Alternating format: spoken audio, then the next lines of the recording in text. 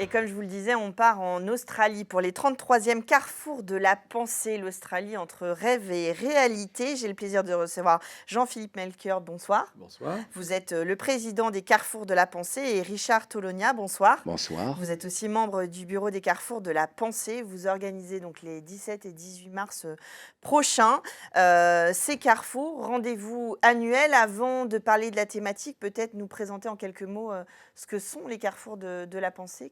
Qu'est-ce que ce rendez-vous? Alors, ce rendez-vous est annuel, effectivement. Donc, ça fait 33 ans que les carrefours fonctionnent au Mans, avec une alternance sur un thème géopolitique une année et l'année suivante, un thème plus sociétal, plus transversal. Donc, cette année, c'est l'Australie et l'année d'avant, c'était par exemple l'information.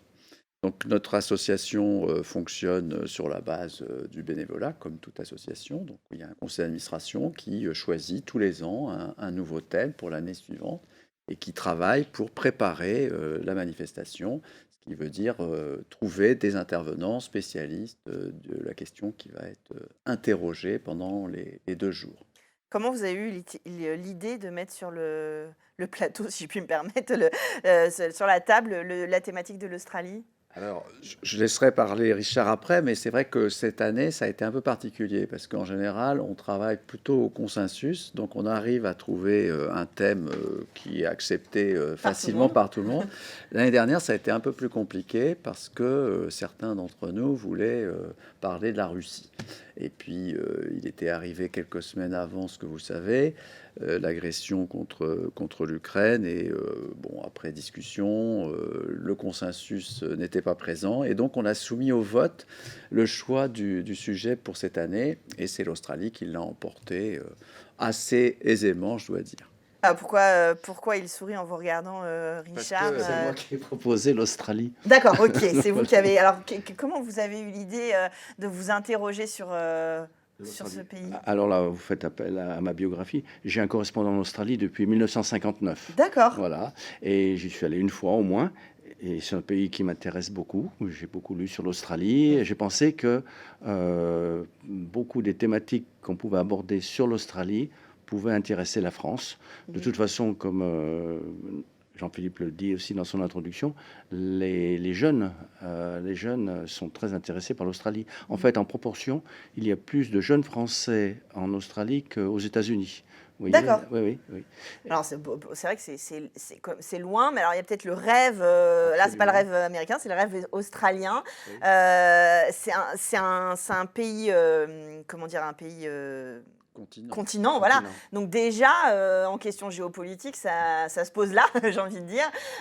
On a un peu l'imaginaire des aborigènes, plus ou moins. On a, vite fait un kangourou ou 2 qui passe par là. Enfin, on a des images qui sont un peu des images d'Épinal, qui sont, à mon avis, plutôt à classer du côté des rêves que des réalités.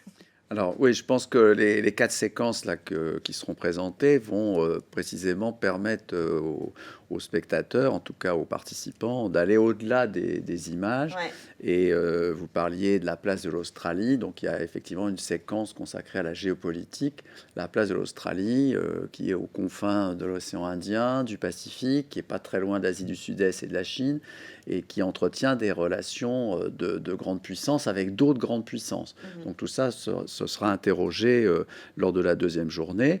On parlait aussi des aborigènes. Il y a une séquence qui est entièrement consacrée à l'histoire des populations successives qui viennent s'installer en Australie sur un territoire qui est déjà occupé précisément par ces peuples premiers, comme on dit, donc par les aborigènes. Mmh. Donc l'histoire de l'Australie fera l'objet de la première séquence.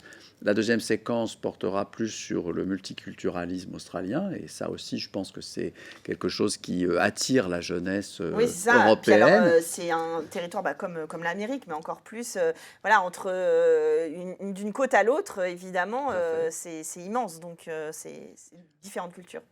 Donc, troisième séquence, je l'évoquais à l'instant, la dimension géopolitique, relations internationales. Et la quatrième séquence, c'est une séquence qui va aussi intéresser beaucoup de monde, puisque c'est le rapport que l'Australie entretient avec la question environnementale. Donc, on a tous été frappés par les méga-feux d'il y a 2 ans. Il y a aussi le fait que l'Australie est un gros producteur d'énergie fossile. Donc, il y a une industrie extractive extrêmement polluante.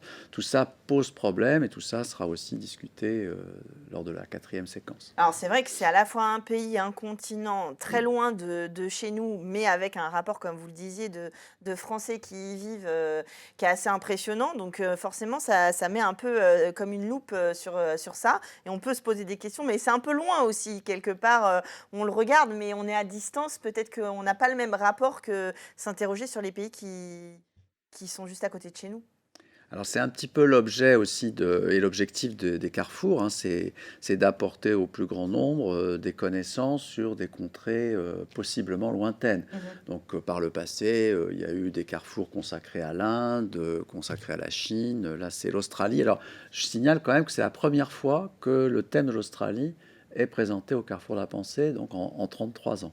Et je pense qu'il y avait un manque à ce niveau-là. Alors, je reviens sur un point que vous avez abordé. Les aborigènes, en fait, ne représentent que 3% de la population Oui, de c'est ça. l'Australie. Hein. Mais on leur fait la part belle au Carrefour parce qu'il y a d'abord, nous avons la participation de la librairie Bulle qui va faire venir quelqu'un qui a écrit, à mon sens, la meilleure bande dessinée française sur l'Australie, Terra Australis. Donc, il sera là dans la première séquence.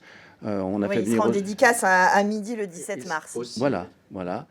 Et puis aussi, on a fait venir un joueur de didgeridoo. Les personnes qui nous ont précédés, justement, parlaient de la musique irlandaise et étaient très intéressées aussi par cet instrument de musique.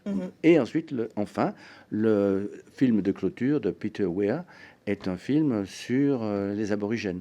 Donc, il y a quand même un peu un déséquilibre sur les aborigènes, parce que je pense que ça fait partie, comme vous l'avez bien dit au début, de la vision de l'Australie qu'on a. Hein. D'ailleurs, vous, il y a un De moment- l'exotisme qu'on y Oui, met aussi. oui. Il y a une conférence le 2 mars à l'université, un petit peu en amont aussi, sur justement les peuples aborigènes. Absolument, oui, oui. C'est une collègue d'Angers qui va venir parler des peuples premiers en Australie.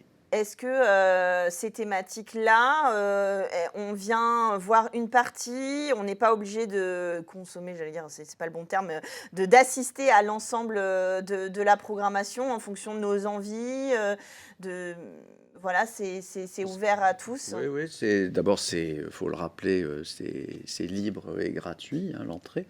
Non, on peut bien évidemment faire un choix. On peut venir à une séquence, pas à l'autre. On peut revenir le lendemain.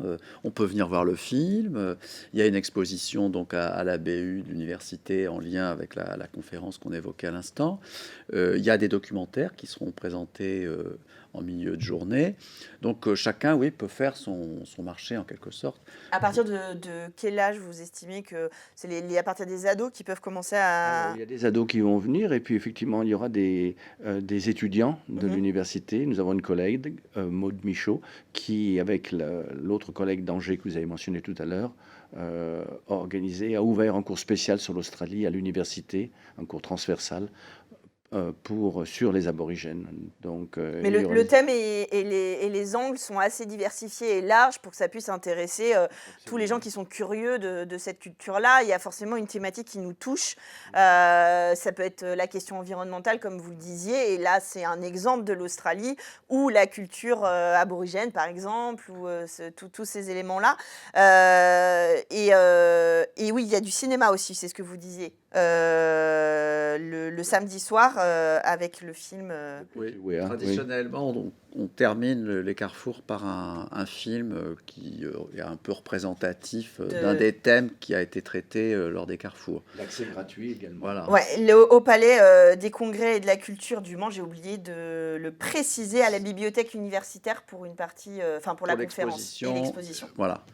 Le 17 et 18 mars prochain, vous partez en Australie, je vais y arriver.